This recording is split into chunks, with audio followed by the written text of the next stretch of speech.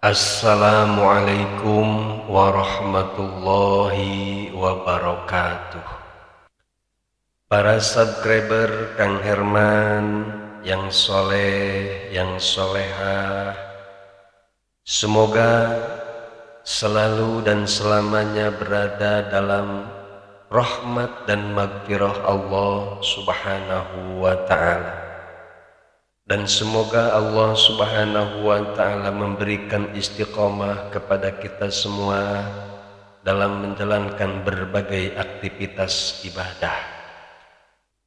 Dan juga tak kalah penting agar ibadah kita tenang dan aktivitas kita tenang, semoga Allah Subhanahu wa ta'ala memberikan kita keluarga yang bahagia, menjadikan keluarga kita keluarga yang mawaddah, sakinah, warahmah, dan harmonis. Amin ya Allah ya Rabbal Alamin. Para subscriber, hadani Allah wa iyyakum ajmain. Ketahuilah bahwa kehidupan rumah tangga yang harmonis tidak hanya bergantung pada materi, komunikasi, dan kepercayaan semata. Tetapi ada faktor lain yang tak kalah penting untuk diperhatikan oleh kedua pasangan suami istri, yaitu kepuasan ketika melakukan hubungan intim, atau sering disebut juga dengan istilah kepuasan di atas ranjang. Ya, meskipun tidak semua berhubungan intim itu di atas ranjang sih. Ada juga yang di atas tikar, ada juga yang di atas kursi, atau mungkin juga di atas awan. Gak tahu nih, Kang Jejen di Bandung di atas apa nih? Di atas kejodok jika nanti. Ya Allah. Akan tetapi ketika disebutkan kata kepuasan ranjang, tentu semua orang dewasa pasti sudah ngerti maksudnya. Berbeda kalau seseorang mengatakan kepuasan di atas kursi. Nah, ini mungkin tidak semua orang paham maksudnya. Nah, jadi pasangan suami istri yang sadar akan betapa pentingnya kepuasan di atas ranjang tersebut, pasti mereka akan melakukan berbagai cara agar bisa saling memuaskan, termasuk mengkonsumsi atau menggunakan obat-obatan demi memuaskan pasangannya. Nah, kemudian yang jadi pertanyaan, bagaimana hukumnya mengkonsumsi atau menggunakan obat-obatan, misalnya obat kuat atau perangsang? Pada kesempatan ini insya Allah saya akan berbagi sedikit ilmu yang berkaitan dengan memuaskan pasangan di atas ranjang. Wih, serem judulnya. Ilmu ini sangat jarang sekali dikaji, terutama sangat jarang sekali dikaji di majlis-majlis taklim ibu-ibu atau bapak-bapak, baik itu pengajian di madrasah, di masjid, terutama di kampung ya. Sebab kebanyakan orang masih menganggap hal-hal yang demikian itu sangat tabu untuk dibicarakan. Padahal menurut saya ilmu ini termasuk salah satu ilmu yang wajib diketahui oleh pasangan suami istri. Sebab Allah Subhanahu wa ta'ala memerintahkan kita sebagai suami untuk menggauli istri dengan sebaik-baiknya. Sebagaimana firman Allah dalam surat An-Nisa ayat 19, wa'ashiruhunna bil ma'ruf, dan pergaulilah mereka dengan cara yang baik. Nah, muasyarah di sini atau pergaulan di sini tentunya sangat luas. Dari mulai tutur kata yang baik, perilaku yang baik, termasuk memberikan kepuasan di atas ranjang pun itu termasuk bentuk pergaulan yang baik. Untuk menjawab Hukum mengkonsumsi atau menggunakan obat-obatan seperti obat kuat, saya akan mengutip dari kitab I'anatut Thalibin. Dalam kitab tersebut disebutkan wa yundabut taqawi lahu bi adwiyatin mubahatin.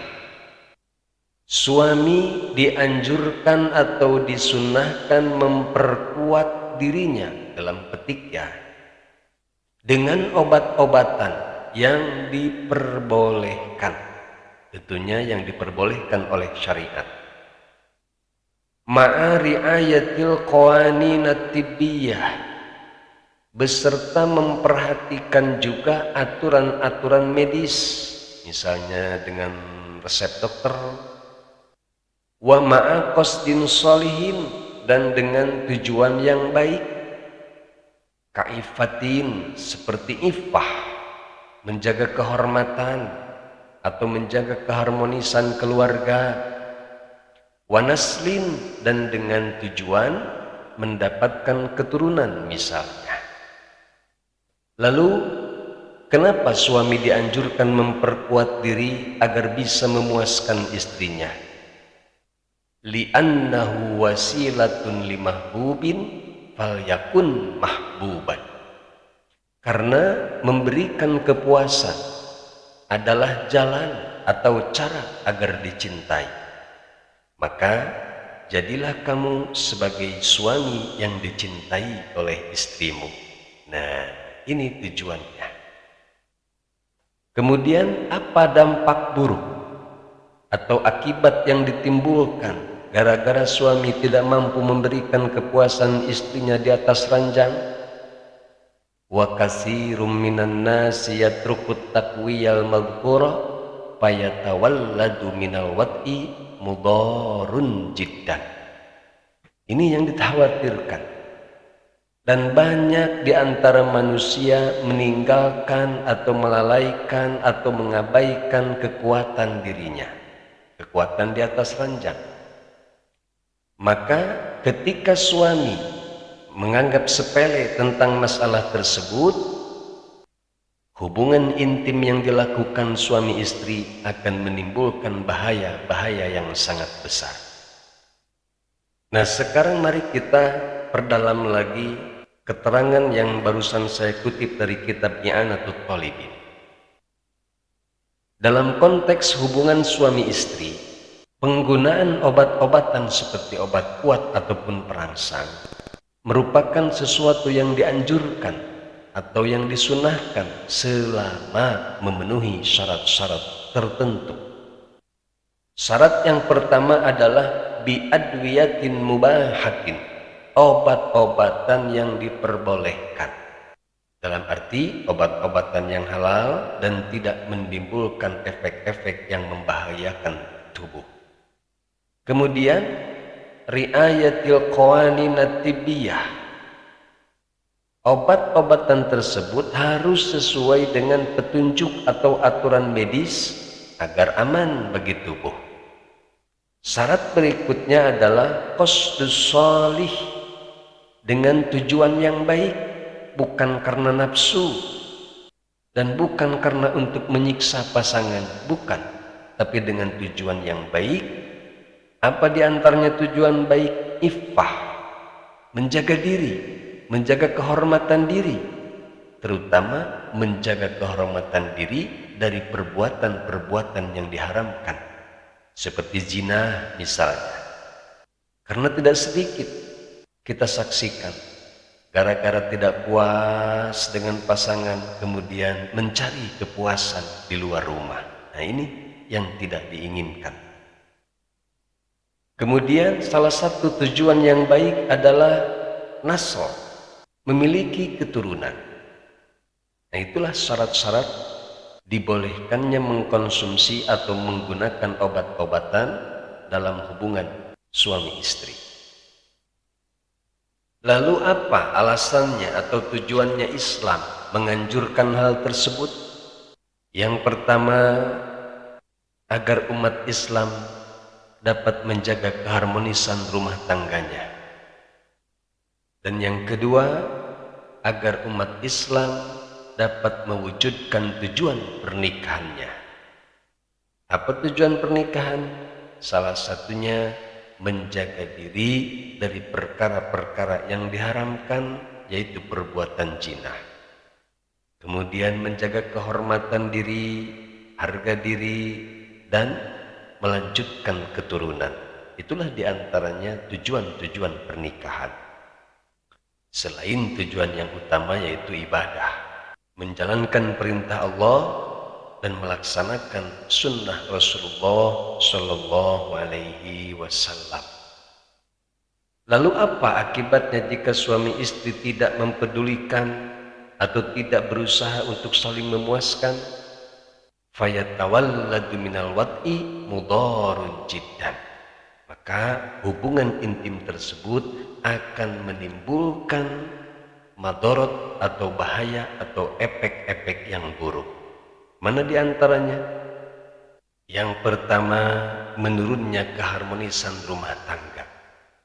Ketidakpuasan di atas ranjang sering memicu rasa frustasi dan jarak emosional yang dapat berdampak pada hubungan sehari-hari. Ngedadak buat banget misalnya. Kita buat banget bahasa Indonesia naonnya. Cemberut tanpa alasan. Gitu juga ya. Atau mudah tersinggung. Lah pokoknya banyak lah madorot-madorot yang ditimbulkan dengan sebab tidak puas. Termasuk menurunnya kepercayaan diri sang suami. Masalah tersebut sering membuat suami merasa tidak berharga, yang pada akhirnya dapat mempengaruhi performa di atas ranjang dan kehidupan secara umum. Dan dampak paling berbahaya akibat ketidakpuasan di atas ranjang adalah meningkatnya risiko perselingkuhan. Ya memang meskipun tidak selalu demikian, akan tetapi kurangnya kepuasan dapat membuat seseorang atau memicu seseorang mencari pelampiasan di luar hubungan pernikahan. Ini yang sangat-sangat tidak kita inginkan. Nah, kesimpulannya, kepuasan dalam hubungan intim adalah fondasi penting untuk menjaga keharmonisan rumah tangga. Dengan komunikasi yang baik, perhatian, dan komitmen bersama dapat menciptakan hubungan yang sehat, bahagia, dan penuh cinta. Ingatlah, hubungan intim yang memuaskan tidak hanya soal kepuasan fisik semata, tetapi juga melibatkan keintiman emosional yang mendalam. Dan bagi suami yang tidak bisa memuaskan istrinya, jangan kecil hati, karena itu bukanlah akhir dari segalanya. Banyak cara untuk menutupi kekurangan tersebut, dan tidak selamanya harus menggunakan obat kuat, apalagi obat kuat yang ilegal. Saran saya, usahakan hindari sebisa mungkin, jangan terlalu sering minum obat kuat. Tapi jika memang membutuhkan obat, carilah obat yang bisa membuat kuat dan tahan lama tanpa harus diminum, alias obat luar. Misalnya menggunakan obat luar seperti tisu magic. Kenapa saya menyarankan tisu magic? Karena obat tersebut legal alias terdaftar di Kemenkes dan mudah ditemukan di apotek-apotek terdekat. Kemudian cara berikutnya agar bisa membahagiakan atau memuaskan sang istri, jangan lupa jaga komunikasi. Membicarakan kebutuhan dan keinginan seksual sangat penting untuk memahami apa yang disukai oleh pasangan. Contohnya, tanyakan dengan lemah lembut apa yang membuatnya merasa nyaman atau bersemangat ketika melakukan hubungan intim. Dibelaikah? Diusapkah? Atau dilempar ke atas para? Nah, obrolan-obrolan seperti itu sangat penting di tengah-tengah kehidupan kita dalam berumah tangga. Kemudian hindari juga gaya-gaya yang tidak disukai oleh pasangan. Jangan memaksakan sesuatu yang membuat pasangan kita tidak nyaman. Kalau pasangan kita tidak nyaman, posisi berdiri, ya jangan berdiri. Kalau kita suka posisinya sambil begini, tapi pasangan kita sukanya begitu, nah kompromilah, musyawarahlah. Agar ketika melakukan hubungan intim, dua-duanya merasa nyaman, aman, dan sentosa. Nah, semoga informasi ini bermanfaat untuk kelangsungan kehidupan rumah tangga para sahabat. Dan semoga kehidupan rumah tangga para sahabat semakin harmonis, semakin romantis, dan dapat mewujudkan rumah tangga yang sakinah mawaddah warahmah. Amin ya Allah ya rabbal alamin. Wallahu a'lamu bissawab. Wassalamualaikum warahmatullahi wabarakatuh.